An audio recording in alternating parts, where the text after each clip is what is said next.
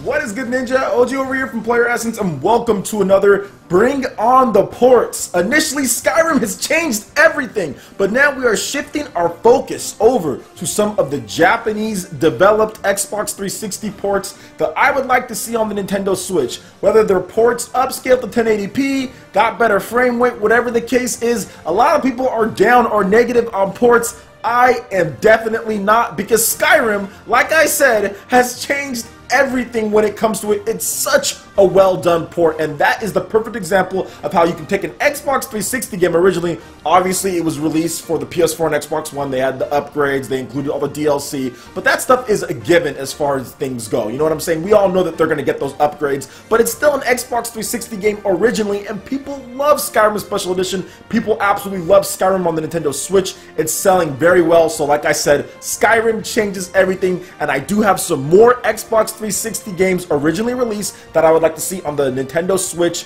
upscaled, whether it's remade, additional textures, all that stuff. You guys all know that, so I'm not going to go over individual changes or anything, but just games that were originally on the Xbox 360. Now, this is Volume 2, but I will be doing more volumes. As you guys kind of demand more of it, the better it does as far as views, and if you guys want to see more content like this, I have a treasure trove of Xbox 360 games. Seriously, I have like hundreds of Xbox 360 games. I played that system so much in college. That was like my college system, was the Xbox 360, so I'd be more than happy to make more content. But with that out of the way, let's go ahead and get into the first game here, and that is Dark Souls on the Xbox 360. This game originally released, and it was kind of crazy because it was a follow-up to Demon Souls, but not necessarily Demon Souls 2. It was Dark Souls. They introduced a lot of different things, and the basic tagline of this game was prepare to die. This was the initiator. Obviously, Demon Souls had that as well. I beat Demon Souls on the PS3, fantastic game, but Dark Souls is kind of what you see at this point. We've had Dark Souls, we've had Dark Souls 2, we've had Scholarship Editions, we had Dark Souls 3,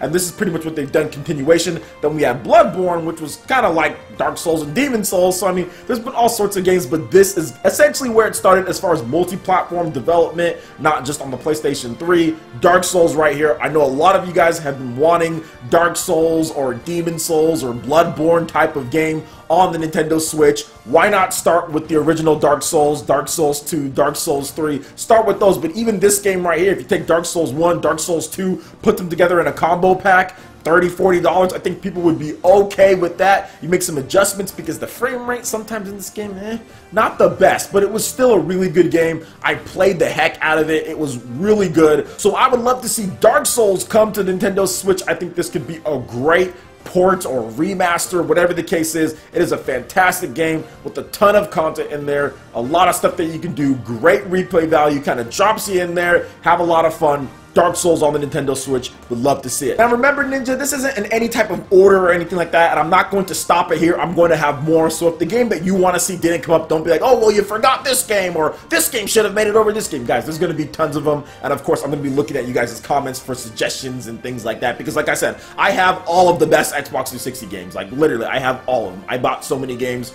I probably bought more than I should have in college. But anyway, let's go ahead and get into the next game, and that is Tales of Vesperia for the Xbox 360. Now, we do know that there's going to be a Tales game coming to Nintendo Switch, so I doubt we're going to see something like this. But at the same time, Tales on the Nintendo Switch, this is one of my favorite Tales games, and I think it's really underrated. Tales of Vesperia is a very underrated Tales game. There's a lot of great things about this game. When I first played it on the Xbox 360, it was jarring. This was like the first HD one, if I can remember. It was a deal that Bandai Namco had with Microsoft, and they were able to get this thing exclusive, timed exclusive on the Xbox 360, and I remember playing this game so much. It's a really good Tales game, and it is actually one of the few Tales games that I've actually beaten. I've beaten Tales of Symphonia on the GameCube, and I've played a bunch of the other ones, but I haven't beaten any of the ones other than Tales of Symphonia on the GameCube, and then I beat this one as well. But I beat this one fairly quickly. I literally played it straight for like 2 weeks and beat it, and pretty much got all of the content, did most of the achievements in the game. Fantastic game. I would love to see it basically bumped up. I think it's already in 60 frames or something like that, so there's not much they can do. Maybe put it in like straight 1080p, 60 frames per second. It's already really good. It looks great even to this day. If you look at the game, it looks awesome. So I'd love to see Tales of Vesperia come back. Make a comeback to the Nintendo Switch. Let's see it, but we do have a brand new Tales game or a Tales franchise game coming to the Switch at some point, but maybe even a compilation. Tales of Vesperia, the Tales from the GameCube, Tales of Symphonia, that on the Nintendo Switch, that would be good too. Now moving on to the next game, we've got Metal Gear Rising Revengeance for the Xbox 360. This was a great game and very interesting and unique past. So basically, they're going to make a game from Konami. They're going to make a Metal Gear game, and Kojima crew was tasked at making this game. And unfortunately, they failed at making a coherent game and making a good game. So therefore, they had to get up on camera and explain why they failed at making this game. And then Platinum Games actually had to come in and rescue this game from failing. So Platinum Games came in with a very short amount of money and time. They had to come in, save the game, like just basically rehaul exactly how the game was going to be played as far as what you can do. There was less options as far as cutting and things like that. But overall, I think they salvaged what they could, and they actually turned it into a decent Metal Gear spin-off type of game starring Raiden, whatever you want to say his name is here. And he's slashing through, and the cover just pretty much says exactly what you're going to be doing in this game. He's going to be cutting a bunch of things up, and it is a really good game. The story's kind of silly and everything, but it's still a really good game. I enjoyed my playtime with it, beat the game, absolutely love it, but I did not do everything that there is to do in this game. There's a lot of replay value and stuff in there, and it's been by my boys, Platinum Games, so obviously I want to see them make more games, and I would not be surprised if there's a port in the works as far as Metal Gear Rising Revengeance for the Nintendo Switch. I know it's Konami, but Konami had a lot of success with Bomberman, and I think that maybe we can even see other classic franchises, or maybe even ports, as maybe they gain a little bit more confidence in the system. So Metal Gear Rising Revengeance is another game that I would love to see on the Nintendo Switch as far as remastered, ported, whatever the case is. And for the last game for Volume 2, and we are talking about Vanquish on the Nintendo Switch. Once again, another Platinum Games title, and this is so good. Platinum Games, they know what they're doing. Vanquish would be so good because they recently released a 60 frames per second PC version of the game, and it plays beautifully. This game plays great at 30 frames per second. You wouldn't think that it was 30. Like when you play the game, obviously you can see it, but when you're playing, everything is responsive, everything is quick, everything is fluid. This has one of the craziest challenge modes ever that I never want to play again. So even if it did come to the Switch, I'm not playing and beating that challenge mode again. The last level is just too much. It's too much. It's this 1,000 pointing this game was the most insane thing that I've ever done.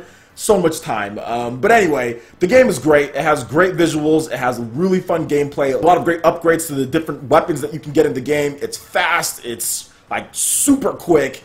It's just a lot of action thrown in your face. It's crazy, just like Platinum Games titles are. It is so good. So I would love to see Vanquish come back. I mean, I think it's one of those things with Platinum Games. This could. Sega, Platinum Games, Nintendo have a great relationship. We all know that Sega, Platinum Games have content coming to Nintendo Switch. We saw Valkyria Chronicles 4 get announced. They're on the list of actual developers. So I wouldn't be surprised if we did see some type of port or remake of Vanquish to the Nintendo Switch. I would love a 60 frames per second version, but even if it was the 30, even if it was the 30 frames per second 1080p, I'll take that as well because Vanquish just plays amazing. Like I can still go back and play this game, the single player on the Xbox 360, and be absolutely fine with it because it is a great game. It's like $9 on Steam right now. So if you want to play it, you want to check it out, make sure you check it out on Steam. It's in 4K, 60 frames per second, all that good stuff. Or you can just play it in 1080p, 60 frames per second. It's great there as well. So what do you guys think about my games here, man? I got 4 games that I talked about here. We're definitely going to go over some more. So that was Volume 2. Look forward to Volume 3 probably next week. I know you guys really liked the last video that I did, so hopefully you enjoyed this one. And of course, let me know what your games that you would like to see ported over from the Xbox 360 or from the PS3 to the Nintendo Switch. And some of you guys were saying a bunch of stuff like games that would never happen. Like some of you guys are like, oh, well, this like Lost Odyssey and stuff like that. Like Lost Odyssey's not coming over, guys. Like like you guys need to be realistic with some of the games. Like that's actually possible that's come over. You guys are saying some crazy stuff. But either way, let me know your thoughts in the comment section below. Alright, Ninja, that wraps it up for this video here. Go ahead and check out the links in the description below. We've got Facebook, we've got Twitter. Go ahead and give us a like and a follow on our social media. It really helps us spread the content of Player Essence across the interwebs in addition to YouTube. Also, make sure you check out our Patreon and YouTube live gaming page and consider supporting Player Essence. When you support, it gets you access to all sorts of cool emotes through YouTube sponsorship, perks, benefits, rewards, and so much more. So check out the link in the description below. Consider supporting Player Essence right here on YouTube. Hit that like button if you did like this video. Lets me know you guys want more content like this going forward in the future. And subscribe to Player Essence for the latest RPG, Japanese, and Nintendo gaming news. Thank you so much for watching. I will catch you, Ninja, for the next video. Peace.